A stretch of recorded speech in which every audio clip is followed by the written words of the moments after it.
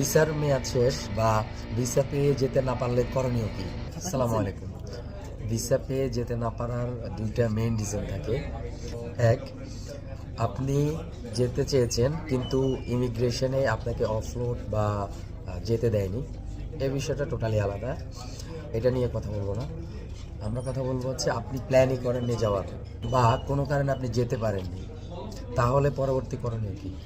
যেতে না পারা এটা খুবই স্বাভাবিক একটা বিষয়, এটা নিয়ে আমারই একটা প্রবলেম হয় না, কিন্তু আপনাকে অবশ্য পরবর্তী আবেদনের সময় একটা এক্সপ্লেনেশন লেটার দিতে হবে যে কেন আপনি যাননি বা যেতে পারেননি। সেই রিজনটা চেষ্টা করবেন অবশ্যই যেন দেখে রিয়েল মনে হয়। রিজনগুলোর মধ্যে হতে পারে আপনার অসুস্থতা বা আপনার ব্যবসা বা জবের কোনো প্রবলেম, আপনার ফিনান্সিয়াল কোনো প্রবলেম দেখাবেন না, বাকি অন্য যে কোনো একটা পয়েন্ট দেখিয়ে দিতে পারেন।